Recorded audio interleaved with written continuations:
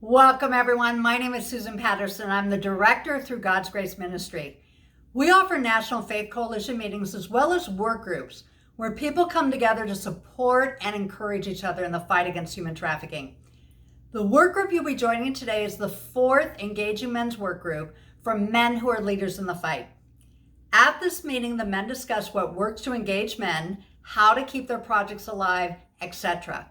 If you would like to join this group, simply go to my website and email me through godsgrace.com.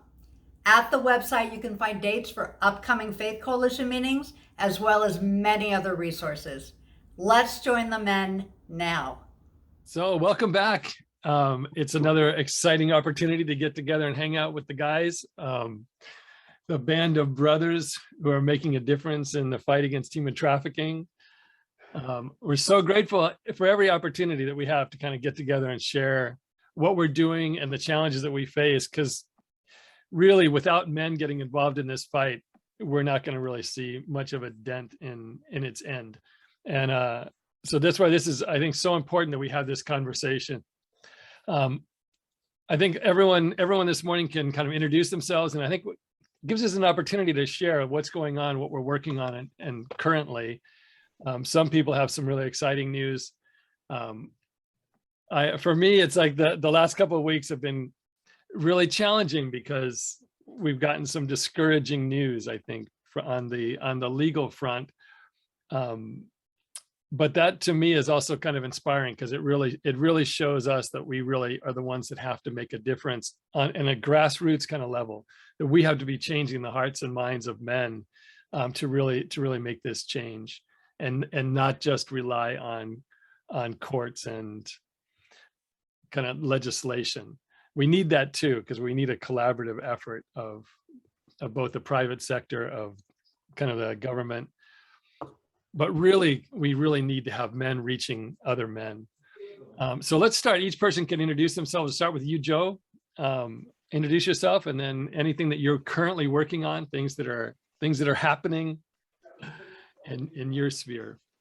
I think that's pretty. Hello, I'm a deacon in the Catholic Church in Orange County, and what I am doing right now is giving talks to men's groups generally in the church. So a parish that wants to hear it, or a Respect Life group, or the First Friday Friars was the last one I talked to, just to raise their awareness and to give them some ideas of where they can get involved. It seems like the main thrust for involvement, and these are mostly older guys, they're more likely to be grandfathers than fathers right now, but to work with pornography education in the schools and within their communities, to be raising awareness of just the human trafficking and all of its aspects. So I've given a couple of those lately, and it's always good to do. I'm,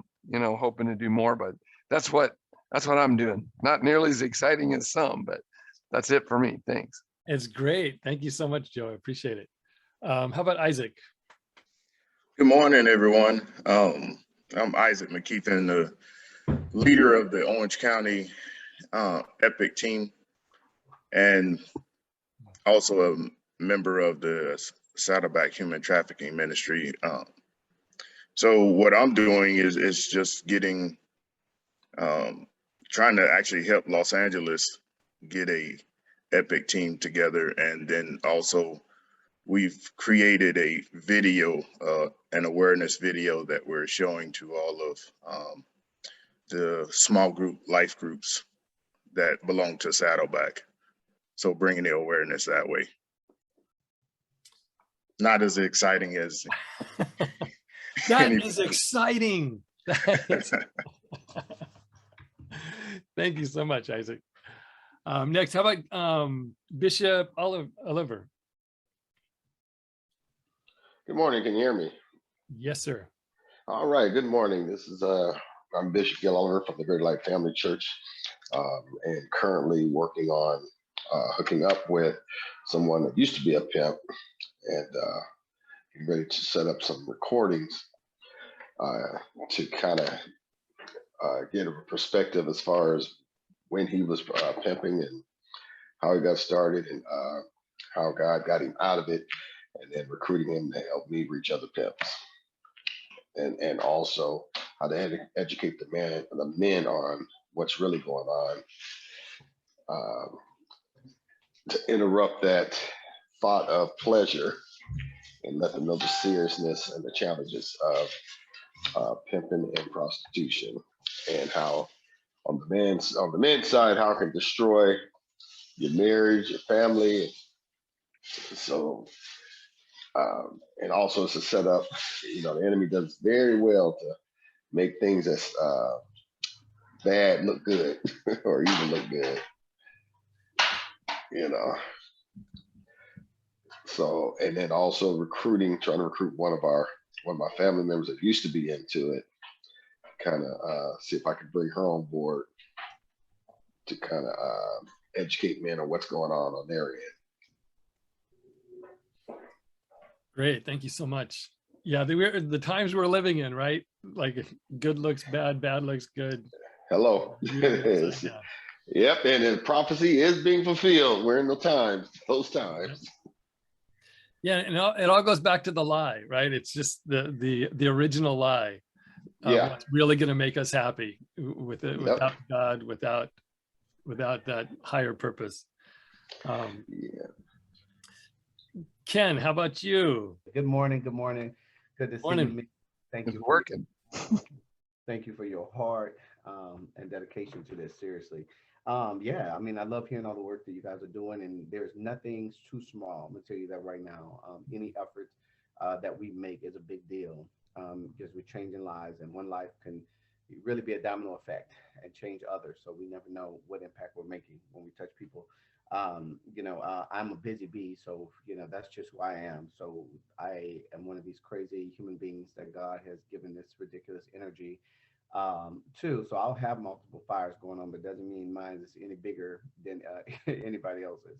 As many of you know who've been on here, the Code Black curriculum and programming that I created is really a major passion of mine, and that is for the Black males that are 12 to 17, and then the other division is the 18 to 24, and that's just a 7-course module, and that's virtual right now. So what I've been doing is just growing that, getting awareness out there more, getting my branding strong. So you'll be hearing definitely even more noise about that. But this is just teaching them. It's an empowerment class where it teaches them, historical trauma of Black people, so they understand what they have actually come from. Not understanding that, and what is actual trauma. What does it do? How does it show up in our communities? And then it'll be a great link. So anyway, going through those things, I have a course. We talk about financial literacy. We talk about know your rights. And this is where I work with folks outside. I bring experts in each one of these divisions that look like them. So Black law enforcement. I bring in Black financial wealth builders. I bring in, we talk about conflict resolution. We talk about the roles and how they've evolved from Black males to Black females.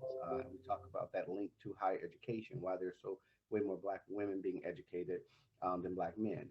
What are the reasons for that, and things of that nature. So it's just something to really break them down and empower them, give them a lot of self-awareness. And the end goal is that they would never allow their community to be affected negative. They would never allow themselves to be put into a world of trafficking, whether it is to be a victim or to be a actual trafficker. And this is a national thing. So this is virtual. So the beautiful thing about virtual that it can be, I have guys from all over the United States, that have family here, hears about it, tells a sister or something there who has a son that's in that age range. And so it's really great. Then something cool, there's a couple of new developments that honestly is all God, because it's nothing that I had even, planned. I was part of a first time panel that they did here in the city of Houston with the police chief and all these. It's called Barbershop Talk. And this was for Black men and their perspective on human sex trafficking. And this was a pretty much white audience, but the whole goal that these organizations set for was to kind of have Black men help change the narrative, some of that wrong narrative that is out there about Black men. And we came from different fields of influence. As a matter of fact, I was the only one that worked in anti-sex trafficking. Everybody else was just, we had actors, we had politicians, we had community involvement people, we had CEOs of other companies. And it was great to hear the different perspectives of men, and even some being transparent, that shared they didn't even know strip clubs was a link, and them and their wives were kind of okay because of the culture they had come from. So it was just a really good thing. And it was such a success. I mean, people have, even from that, I've been on podcasts and you name it. There's so many interested folks. And what we've done is I told them, I said, you guys, it's kind of like I told Patrick with FatherCon. I say, when I see it, I see it. I said, you have got to do whatever you can to keep this going. I said, this has got to be like a tour or something. I said, you ladies, get your head together, figure out. But this was so phenomenal. I saw the men impacted. I saw the audience impacted, the questions afterwards, and it was so powerful and so needed. And so they're going to do that. But now they're trying to make me, of course, I have to watch my mouth with those things because I become a part of these things, when I say that. So maybe I'll write letters in the future or send emails. But we're going to do another one in, I believe, February. And we're going to do it differently with a different spin. And what I'm going to do is I'm not going to be a panelist this time. What I want to do is help them get other people in, especially men on the anti-human trafficking side. And that is going to be a soft launch to the big event that I do every year in LA to break the chains in honor of anti-human trafficking. We're going to do the first one here in Houston. So I just had the meeting. I got the buy-in with all of the main organizations that I was hoping to. They are in love with the idea. So we're literally hitting the ground running now to do it, but they want to wait till next October. So we're going to take a year to plan, which I understand because they have never seen this. They love what we've done with Break the Chains, but they have never seen it. It's never been done here. So they're a little nervous. And so I get it. And I'm respecting them too, because this is their landscape and I'm letting them. I said, if you guys don't even like the name, I am not married to the name. We can change the name. I just think this event is so powerful and important for the community. And we would do it in the Third Ward community, which is one of the historical Black neighborhoods. And there's a big, beautiful multicultural center here called Emancipation Park, if you guys don't know about it. But it was called that because slaves, when they were emancipated, had chipped in, put their money together and bought the land. So all those years, they had been preserving this. And they built this huge, beautiful community center there that do all kinds of works, and they have events around the property. So God wants me to just do that. I feel it. So that's going on there. That's so amazing. And Ken, you've got like nonstop right, going on, and he takes me home. Then plugged in. I tell my family, don't do all that crying and all that stuff. Yeah, I'm sure you'll miss me, but you need to be more happy because I'm going to be sleeping, resting now. And trust me, I'm not going to want to stay here. I'll be ready to go. So just let me work. Thanks, Ken. Yeah, I want to get to Christopher Chen. We have a new guy joining us today from Canada. He can introduce himself and what he's doing. Welcome, Chris. Welcome. Thank you. My name is Chris. I'm from part of the Anti-Human Trafficking Committee out in Archdiocese of Vancouver. I am trying to start up the EPIC project up here since we don't have any in Canada. Just received a grant from a non-denominational church up here, so we're kind of still building up some funds to get it going. By trade, I am a Catholic life coach, part of Freedom Coaching, giving one-to-one mentorship to those with compulsion of pornography. And on Saturday, October 9th, we've been invited to be a speaker to introduce our company and organization, and to talk about the issues of pornography. And this virtual Catholic conference last year had about over 30,000 attendees, so we'll be reaching out to the masses there. And I have the honor of leading the prayer group for the healing of those who have been affected by this terrible pandemic, which we call it as the real pandemic versus kind of the one that's been going on right now. So welcome everyone, glad to be here. Thank you so much. It's great to have the voice from Canada now. I mean, I think one thing that kind of came out of FatherCon, one of the things that really impressed a lot of people that came was just how widespread and every religion, race, ethnic group, I mean, all of us are struggling with these same kind of issues, especially, I mean, with pornography in particular. And that's really like feeding the beast of human trafficking. So I'm really, really grateful for what you're doing up in Canada and getting that voice out. Next, last but not least, we have Mr. Terry Boykins, and always an inspiring force with Daughters Lives Matter and pintproofing.com. Really looking forward to hearing what you've got going on, Terry, which is always neat. Yeah, Patrick, good to see you. Last time I couldn't make the party down there. You guys were having such a good time. You missed the so tacos, man. I missed the tacos. But hey, good to see you, gentlemen. Terry Boykins, Daughters Lives Matter, pintproof.com. And it's been busy. I've been at the IVET conference, International Institute on Violence, Abuse, and Trauma. And one of the things that I've had opportunity to really delve into is the power of collaboration on this particular issue internationally. And it's been nice being able to work with community individuals that's coming out of the life, law enforcement, public defenders' offices, district attorneys' offices. That's one of the aspects we've had a chance to do with Daughters Lives Matter. A couple of months ago, we launched a campaign called Pimp Proof Prayer.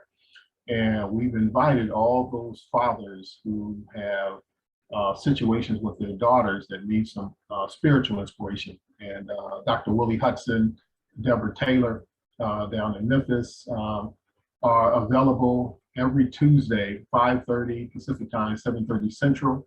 Anybody who wants to call in to have a word of prayer is hoping to do so. And that basically means for the perpetrators, the Johns, the tricks, the pimps, the trafficked, the prostitutes. It's been really exciting seeing what's been happening with regards to just extending that particular opportunity for people to call in just to have some prayer. So that's been well. The other thing too, we have a nationally champion recognized boxing program called FIGHTS, which is the acronym for Faith in God Heals Troubled Souls. We just came back with the gold medal from Lubbock, Texas for the Junior Olympics. And so what we've done, we've taken these young men and began to talk to them about early intervention and prevention. So this is part of what I'm working on is the next generation, both of young ladies and particularly the young men from the inner city who have an appeal for this kind of money-making opportunity. And so we get a chance to get them in the boxing gym.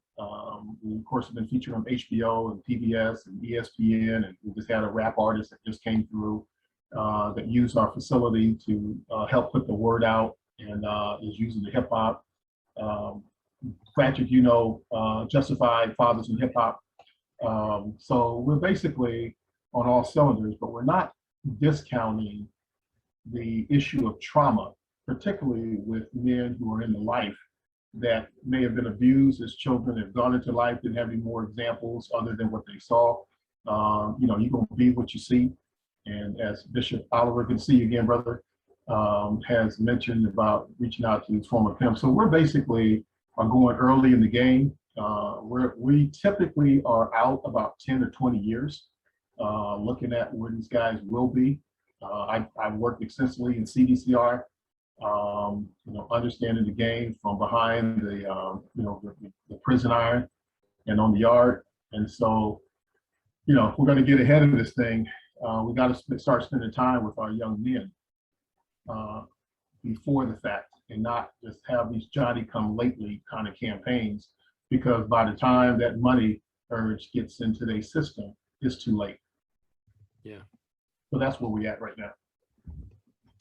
Yeah, that's so exciting. I think that was kind of the original vision with Father Khan was really getting ahead of the game, dealing not only with men who've been knocked off track, who are intersecting with human trafficking through pornography, through purchasing sex, but also like how the impression that they're having on their kids. So they're raising daughters that become vulnerable to being trafficked, as well as sons, and also sons who become exploiters. So we really have to go upstream and deal with current fathers and father figures, so the incredible people who step up as mentors, and the need that we have for so many more.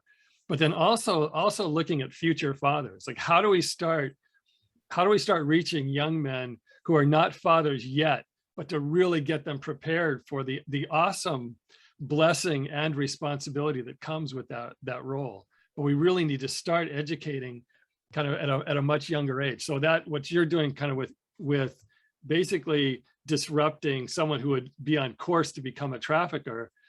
Also, how do we kind of intercept young men and they're forming their values, they're forming their attitudes that are going to carry into their marriages and then into their being parents. Like, how do we start to influence those young men to really start to look at being a father in a very realistic way, but also to understand the impact that they're going to have on their own children and then through their children on their community. So it's so important. I want to mention something and ask for everyone's prayer about an opportunity that's kind of come up for me, which is representing FatherCon. There's an organization in Europe that's connected to the United Nations, the Office on Drugs and Crime, which deals with human trafficking. But they've done a couple of different talks with me to see about having me present the whole concept for importance of focusing on fathers in the prevention of human trafficking. So there's an opportunity where I'm submitting for the possibility of being a presenter in the October UNODC meeting. So it's an incredible opportunity to go to kind of an international stage and really present how important fathers are in the fight against human trafficking and in resolving a lot of these other issues. And I think one thing that's come up and looking at this is just how, like our sins, our failings don't just stay in neat little boxes, but now they just seep out into so many other things. And I think so many men who don't realize that with every click, they're sending a message to pornographers that there needs to be more content created. So the failure to really understand the significance of our behavior has come with the anonymity of the internet, and really is something that we as men have to start to educate each other about. So this would be a great opportunity. So I ask for your prayers that this happens, that it gets accepted to become a presenter with the United Nations. And then also our planning for kind of our future for FatherCon. We really want to gather together all of the efforts that you guys are doing, bring them together into our work with FatherCon. So it's a place to give support to all the efforts being made by men to deal with the male side of human trafficking. So I just applaud all of you. I think I'm so inspired by each and every effort that's being made. And like Ken said, there's nothing small. Everything has a ripple effect and has a tremendous impact on this issue. When I mentioned at the beginning, the couple of discouraging things that have happened recently that really, again, shines a light on how important what we do is. First was the success that was initially felt with OnlyFans. I'm not sure how many of you are familiar with OnlyFans, but OnlyFans, due to pressure that was being put on them, and especially through the banks, they were going to eliminate the pornography side of OnlyFans, which is a massive income for that company. Mm-hmm. So they initially said, okay, because of this, we're gonna remove the pornography side. We're gonna remove sexual content from OnlyFans. And then after a month or so, they came back and said, well, actually, we're not going to. The banks are still going to continue to fund this, and this is an important thing. So we're not gonna remove the porn side of OnlyFans. So that was a little bit discouraging. And then we just got the word from September 14th that Backpage, the executives of Backpage.com, the court case against them, a judge in Arizona has now decided that was a mistrial because too much emphasis was put on the consequences of the selling of girls on Backpage.com. That it was too much was said about human trafficking, and that's not what the case was about. These guys weren't on trial for human trafficking. They were on trial for allowing their platform to be used. But now with the mistrial, again, these messages are, the guys are getting away with things, like whether it's Bill Cosby or whatever, that the behavior is, that the consequences are not really coming through. But to me, that means what we're doing is really important. On a grassroots level, we have to be changing how men see their behavior, that we can't just be satisfied in the anonymity that the internet provides and feel that we can go ahead and do whatever. So each and every effort that you're making is so incredibly important. And I'm very grateful for each of you. So the next thing we wanted to kind of talk about, what are some of the hurdles? What are some of the obstacles that you're facing? I know Chris was starting the EPIC project up in Canada. What kind of things do you find are kind of obstacles? Or Joe, like in reaching men, are there challenges that you're currently facing that maybe together we can kind of support each other through? So I don't know, Joe, do you want to go ahead and begin that? Well, I would just like to say, if you have, I'm talking to older men who have families that are concerned about the effect on children and grandchildren and what can be done. And the difficult thing usually is to figure out something that they can do. They know exactly how to do it. It's hard to translate the initial outrage when you become aware of it, the desire to impact the situation somehow, to know what actually can be done, what work they can do. Because we'll say, go to your schools and make sure there's programs to teach the children to be safe on the internet and to know what the predators are out there looking for them. We can do that kind of thing, but it's several steps, to get a community to bring in a speaker and all that kind of thing. And then what? What does the guy do if they're not quite ready to participate in an EPIC type effort? What are they supposed to do? So and generally serving the organizations that serve the victims, the survivors and their trauma. Most of the guys are not ready to jump into that. They're not prepared, not trained. So that's the hurdle as far as I'm concerned. Though, what do you do so you can keep, through being active, keep on board? Otherwise you just kind of fade off, and it was a talk you heard and you're not thinking about it anymore. So that's the hurdle we run into, is if you want to help, what are you supposed to do? And always open to suggestions and new things to provide. I try to give them some things they can do so they can at least stay involved. And that's what I'd say my big hurdle is if I got people who want to help, what are they supposed to do exactly? Yeah, anyone want to jump in on that and share anything that may be helpful?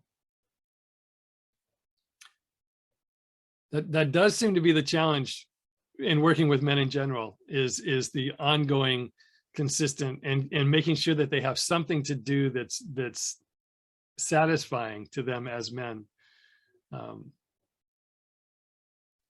Or, just something you're capable of doing that you can get involved with. You want to help somehow.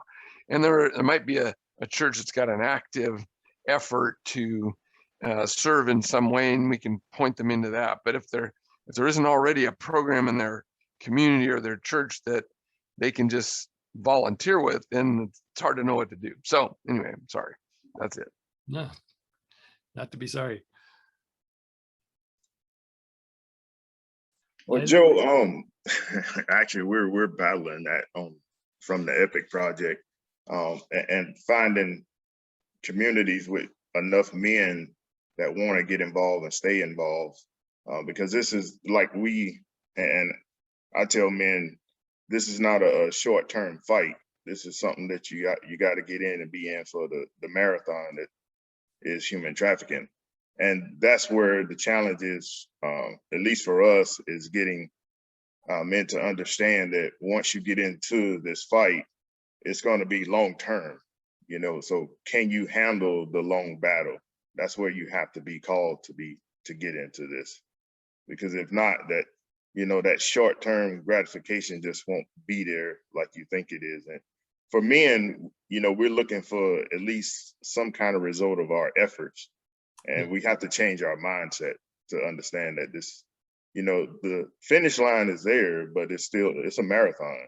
So, you're going to have your highs and your lows, and you have to be able to endure.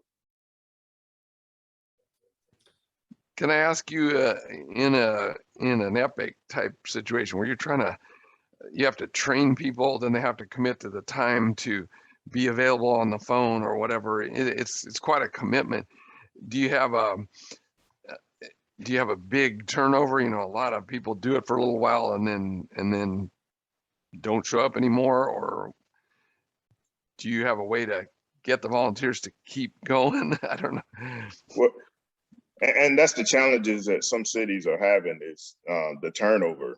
And yeah, that's the big hurdle is to get them to commit to the long term and actually stay on fire, because, you know, it's sometimes you're going to have, you know, months where it's a struggle just to, you know, to have interaction or the high level of interaction that in your mind you thought you was going to have with buyers.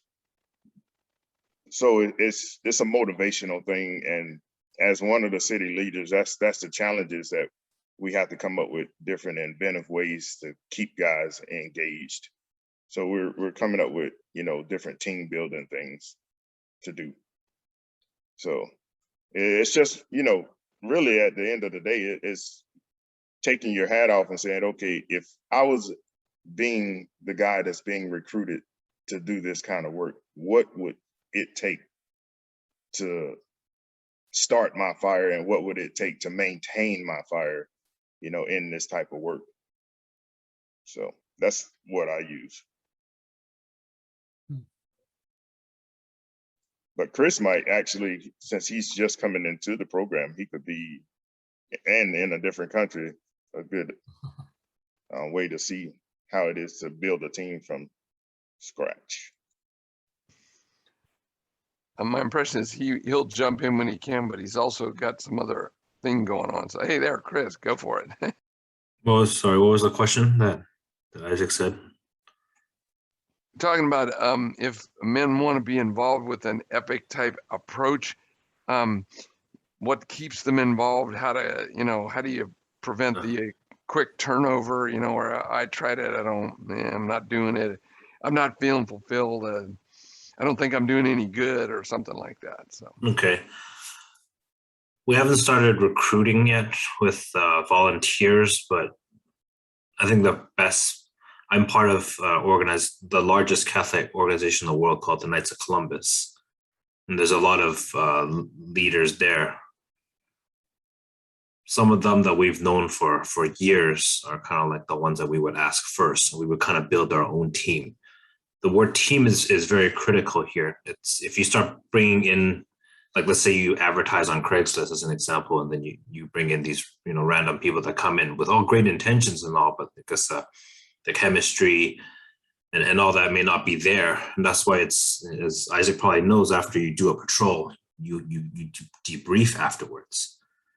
And that way you kind of bond, you check in with one another to see that what's going on, what kind of calls that you've taken, and see that if we can support each other, if we feel that, okay, this brother here feels like he's still shaken up by that call, we don't want him to bring this back to the home with the family, and also it's the support is there, but we're looking at starting an actual team of people that we know first. It would be my first approach.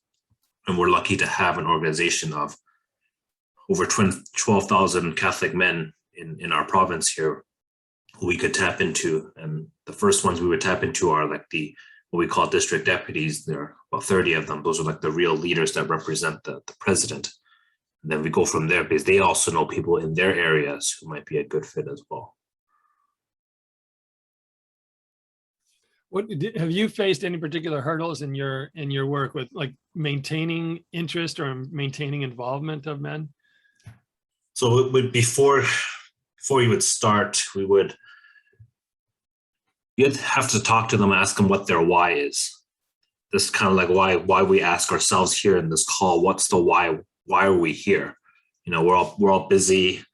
You know, for myself, it's, you know, pretty early morning on a Saturday. I could be sleeping or doing something else. But the why it motivates me is, as we all know, with this issue with human trafficking,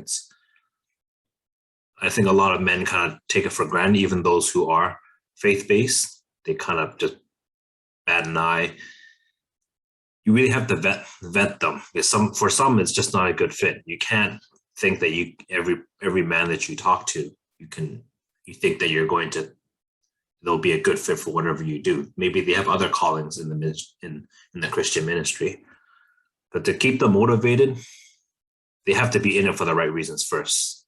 Otherwise, you're just kind of stringing them along. They feel like they don't want to let you down, and they want to leave at the same time. It really has to start at the beginning and make it clear, full disclosure, that this is not a long-term commitment. You can give it a try the first time around. If you like it, great. If you don't, then so be it. That's why I feel it's important to build that team with people that you know, that you can have these kind of casual conversations first before they kind of get into the heavy work of something like Epic Project. Yeah. Does anyone have like any experience with, or because it seems like men have to feel like they're accomplishing something, so that there is that, what I'm doing is actually, being worthwhile and is actually producing something.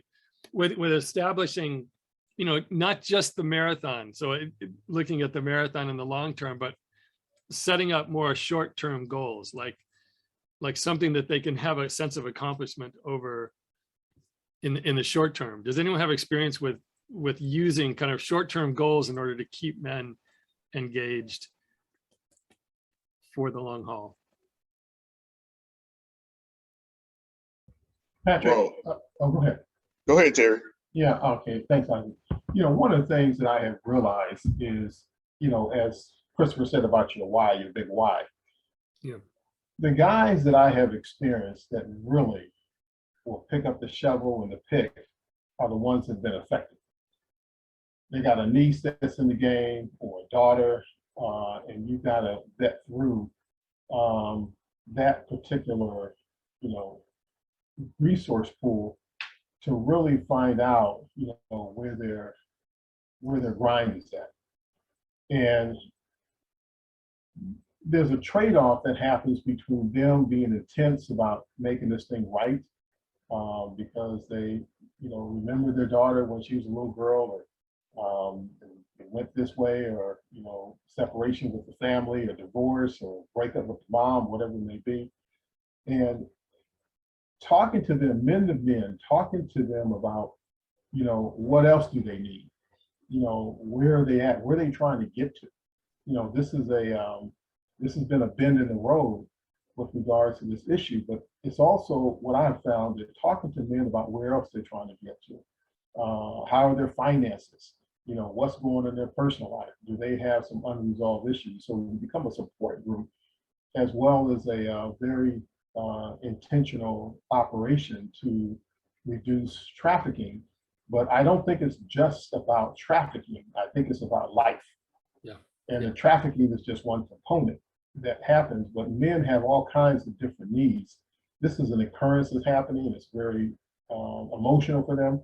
But getting them to get somewhere with a support group is something that I know that a lot of organizations, they just focus in on the trafficking and not the man who's doing the work.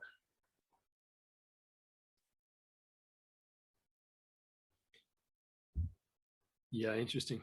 Yeah, because I mean, when guys get on track, when they feel like this is the kind of that they're on track to becoming and being the father, the man that they want to be, that seems to be then all these other things kind of fall into place.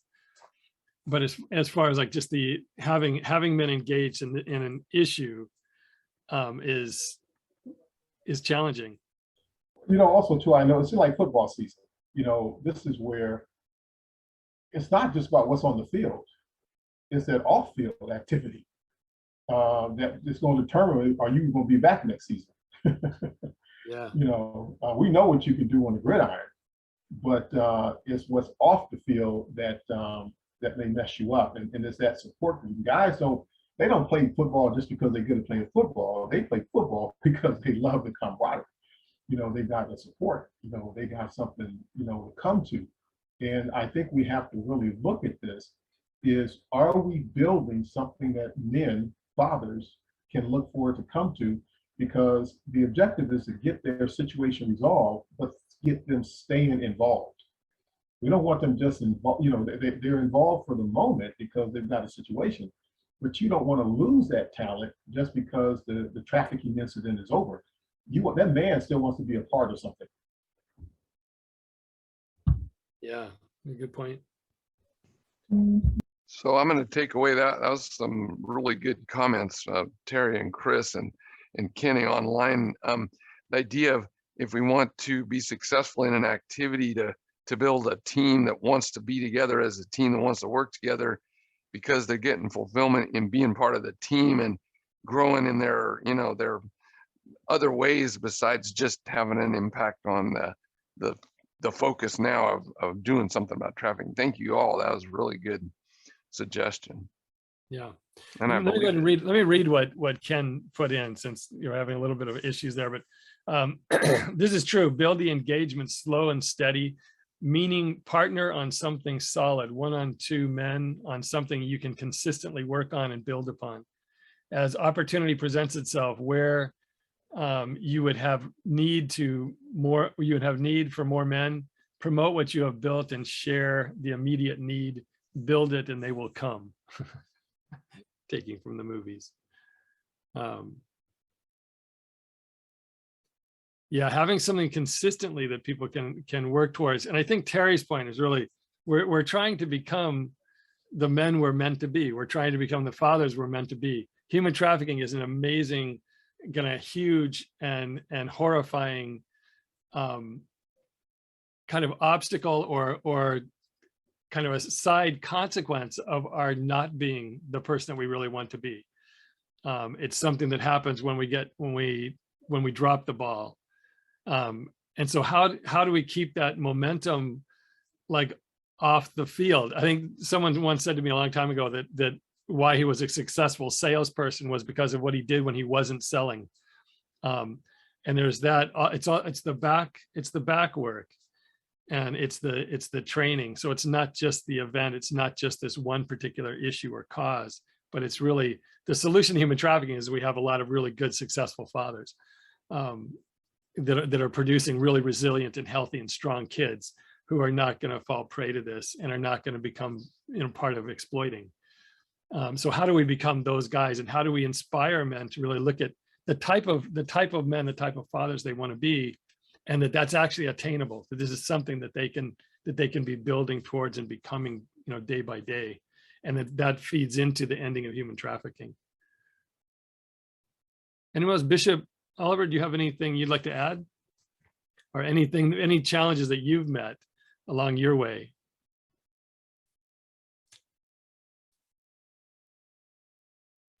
Okay, can you hear me? Yeah, sure. Right now, what's really, really important to focus on, I believe, is really the educational part. So once you educate, you know, the word says, "My people perish for lack of knowledge," and then also, Book of John, "The truth shall make you free and set you free." I think going through the process of education will also bring people on board, as far as once they understand the truth and believe the truth, they want to do something about it. A lot of times it's people that's been there, done that, got a t-shirt. So they have learned the evil side of it, and then they're more willing to jump on board, because you don't know what you don't know until you find out what it is you don't know or that you didn't know. So I think the most important thing is to educate people on what's really going on and the need for help. You know, why we need the help, especially things like trying to make prostitution legal. We were talking about that yesterday. It's like, wow, what is that? What's the positive side and the negative side? When I say positive side, what do people see as a positive as far as making prostitution legal? And of course, it's like the enemy likes to focus on making something that looks that is evil, making it look good.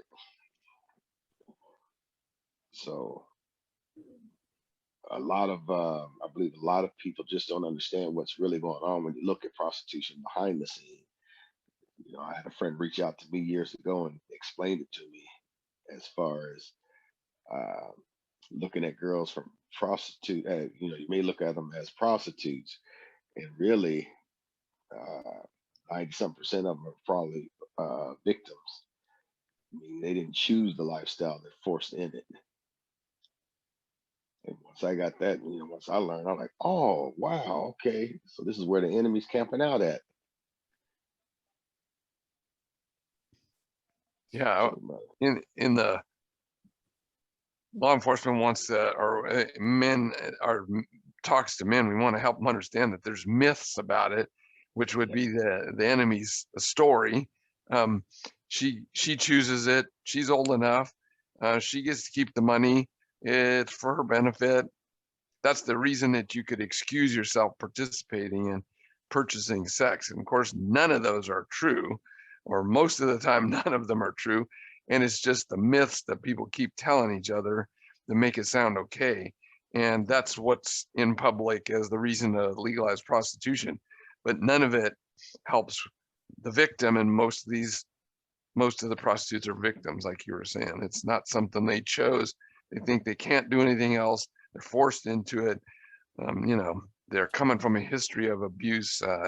Just so much that leads up to them being there, and none of it is the high sounding stuff like, hey, I might as well support this girl who's a prostitute. Anyway, yeah, the message is all wrong, and it's always out there for us. see, one of the pimps I was ministering to, his reasoning behind trying to be a Romeo pimp is because he's been to jail, he can't get a job. So that's the only way he can make a living is through pimping. And it's like, I had to let him know the devil is a liar. The devil's trying to get you killed and get you locked up. But that was his reasoning, that and his mother wanted. But the sisters weren't prostituting, his mom was. So he also thought it was okay because his mom was a prostitute. Bishop, you bring up a good point. And this is one of the things, because this is about the money at the end of the day. And so what I have found, a lot of these outreaches, a lot of these do good operations, when a pimp steps to them, he wants to know, if not this, then what? Mm-hmm. What you got for me? I got bills to pay. I got lifestyle I want to live. If I'm not going to do this, because I know how to make this money, what you got for me? And I need it now. Yep. And if you're not connected to resources, and you can walk him over there and say, look, see, this is about getting to know people who got stuff, and that can make stuff happen to counter what's going on. And this is why, I had a young man come up to me yesterday when we were, with the public defender, and he says, look, I'm about to get into this. And I said, well, look, let me ask you a question. If you give me 2 days, if you can get me to Monday, would you be open to looking at an alternative to go to work somewhere? And he says, it's paying money, yeah. So I just got to get him to Monday or within the time frame because we're going into the weekend. But it's about resources. And I think what happens here, we go out there ill-equipped with opportunities to counter these ministries. And these guys, it's about lifestyle. It's about clothes, cars, women, households, going places, eating out. And if you don't have something to really come up with that, you're on a wish and a prayer. I hate to say it, because you got to have something in your wallet to make sure that you can get them somewhere. And I think one of the things is we have to strengthen our resource toolbox to make sure that when you got a young homie that comes in, he want to be a Romeo, or he want to be a gorilla, or whatever it may be, if you can't flip him an alternative, you've lost that prospect. Wow, that's a good point. So what is the answer to that problem? What I'm saying? What's the solution? How do we become more effective? Well, I think too, I think what we also on top of that, what we have to understand is like the culture aspect of this, like how deep does this go? Because even outside of that, but that was tied into what you guys are saying is, and I'm sure you guys have heard of that, especially the West Coast, because that's where, if I'm not mistaken, a lot of that the events and movements are, especially Vegas. But I mean, how many of you guys have heard of the actual pimp and hoe balls? I mean, the Pimpin' Balls, they've had documentaries literally on Netflix. You know, this is a huge thing for them. This is a community. It's a culture. It's like a church having a church conference or a Yeah. corporate event having and they have the big hotels and it's limousines pulling up and they actually have awards that people are winning for Pimp of the Year. Kenny, you You talking know, about the Players Ball? the Players Ball, Yeah, yes, okay. exactly.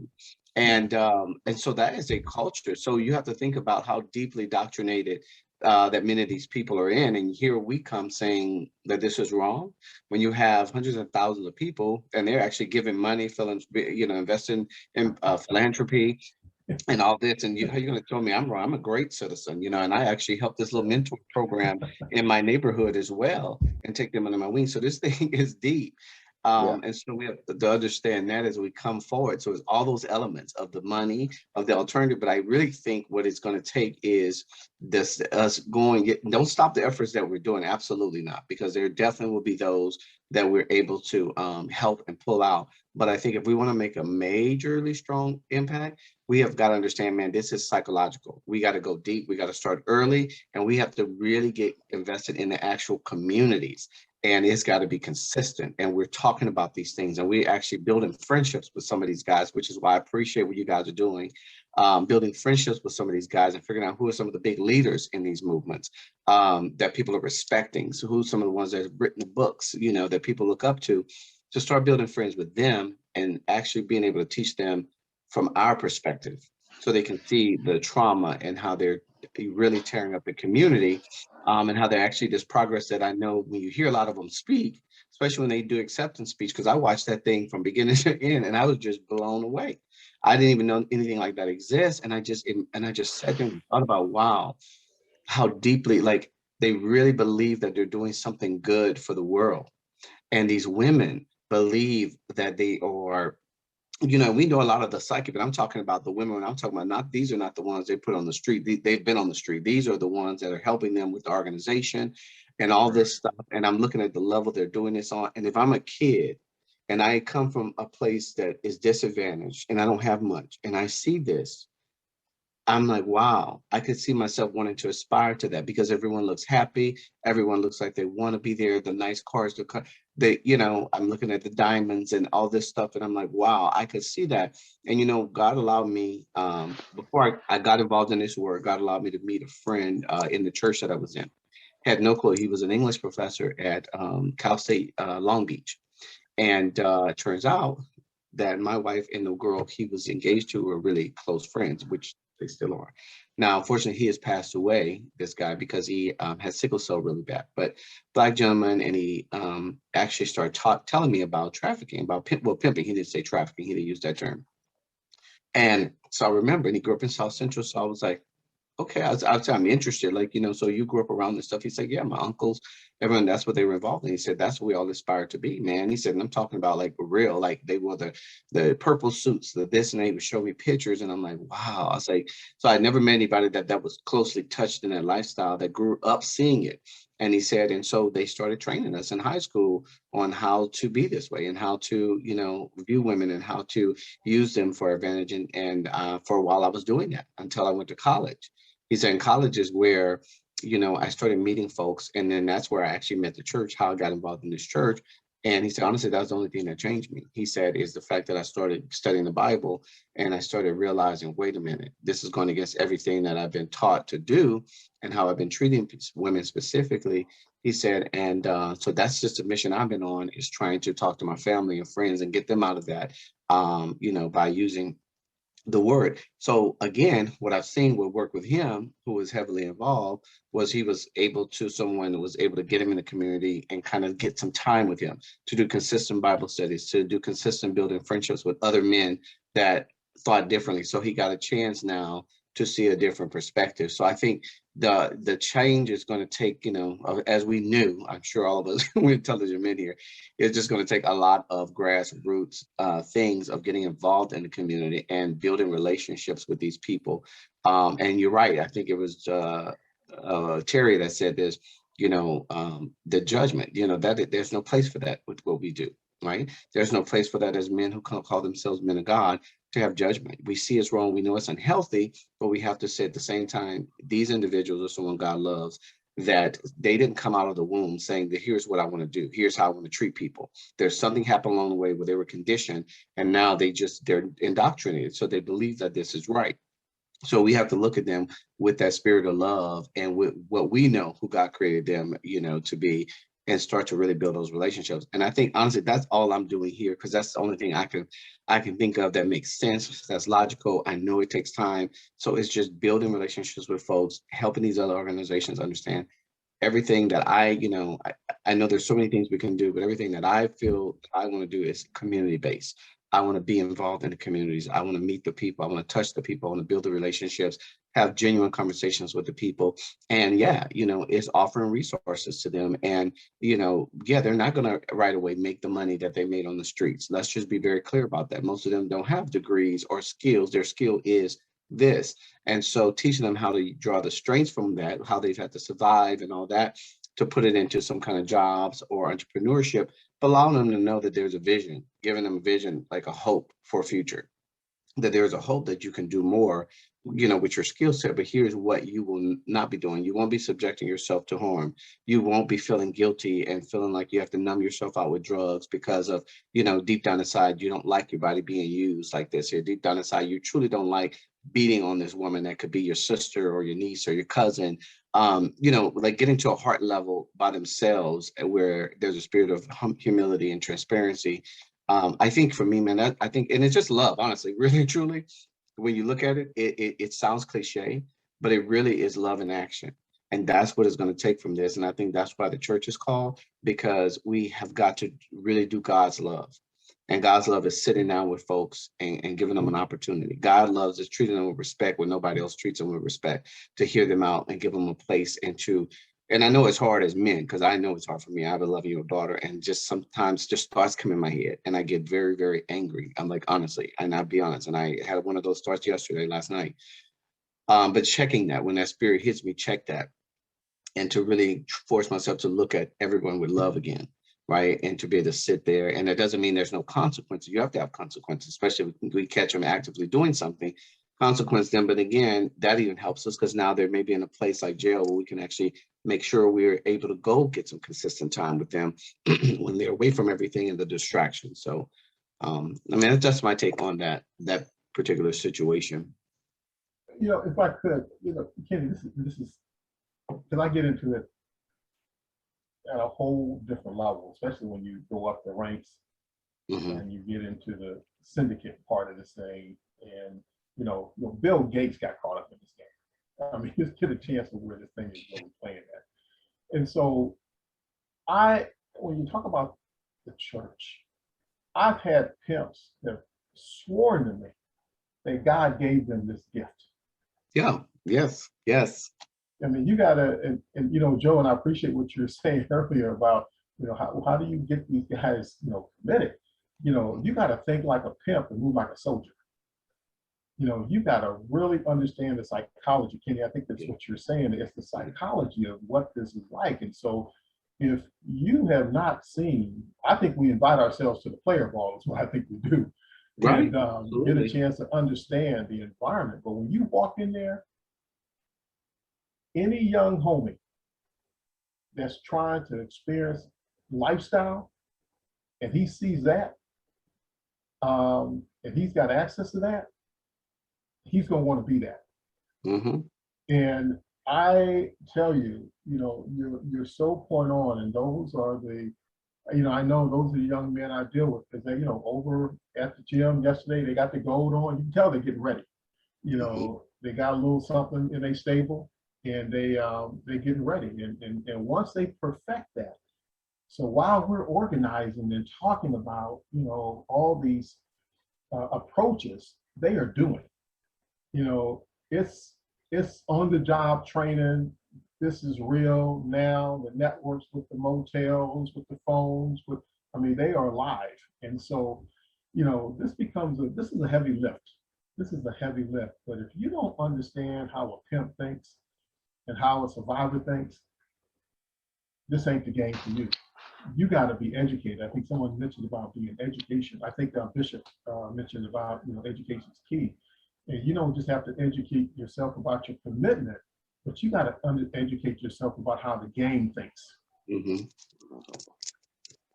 And I would add to that, though, that also the buyers, though, because it's, we're increasing buyers at such a rapid rate, through pornography and other things. We really have to understand what that dynamic that's going on in a man's mind that makes him willing to participate in the purchase.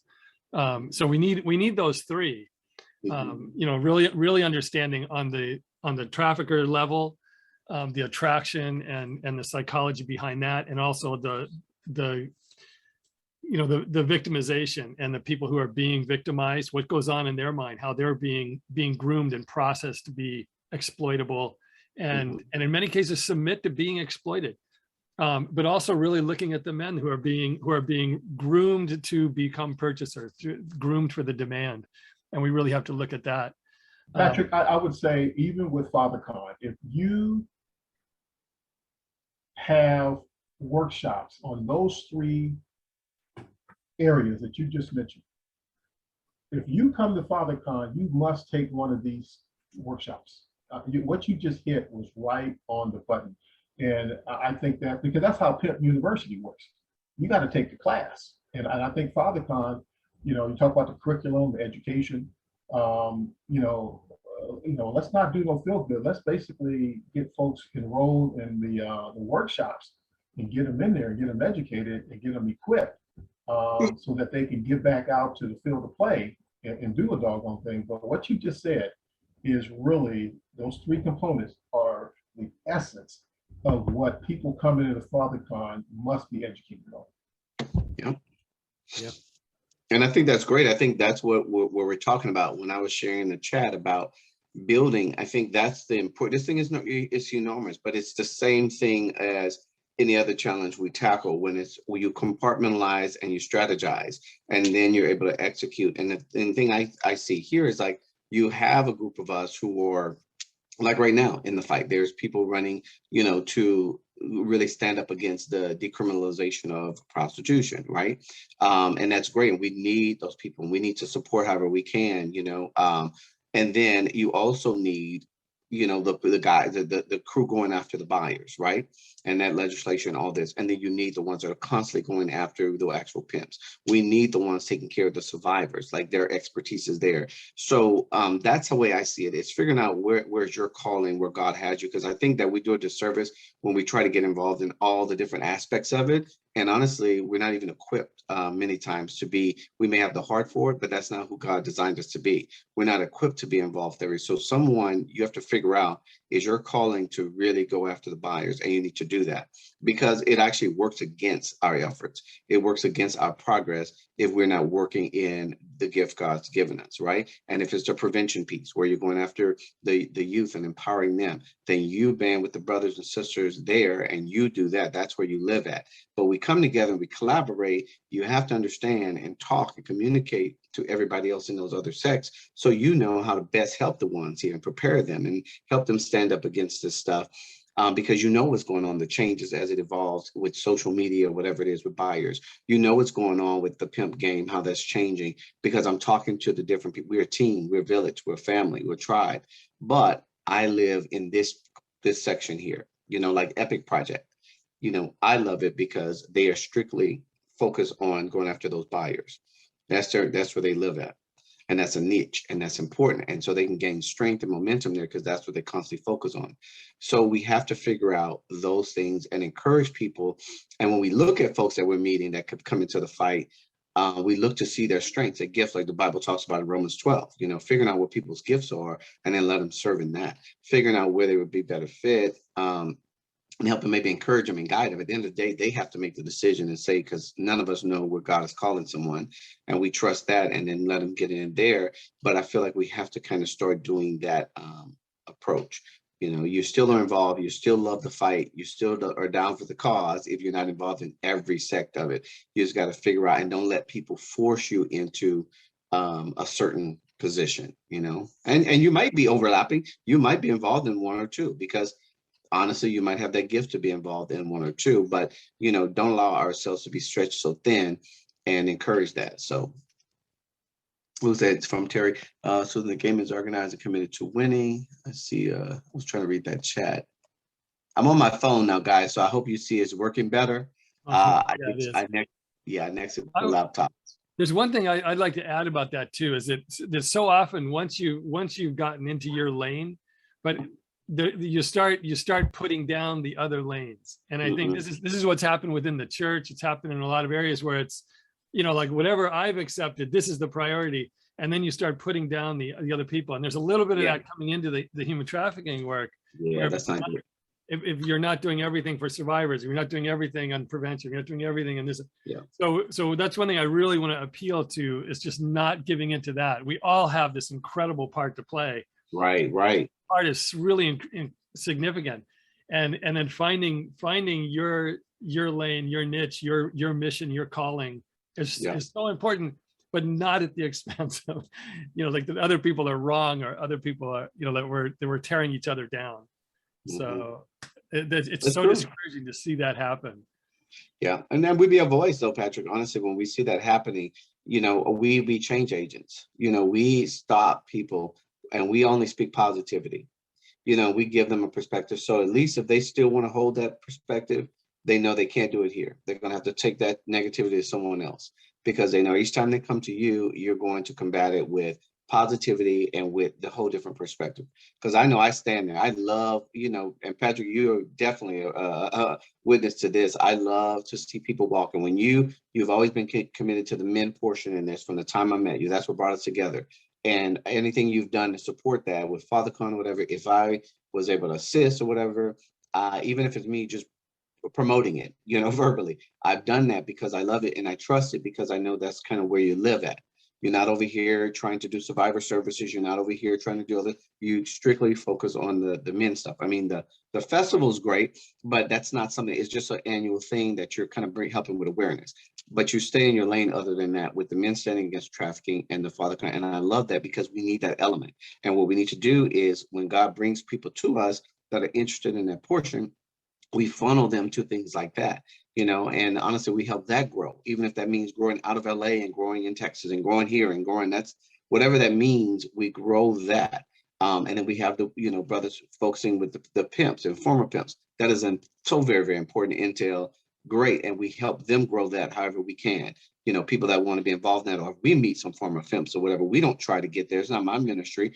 But I say, hey, I need you to connect you with Mr. Terry Boykins. I need you with Reverend Oliver.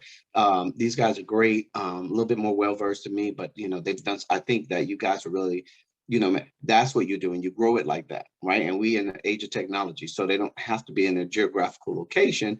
They can be here and through Zoom, a virtual meeting, right? Telephone calls, things of that nature.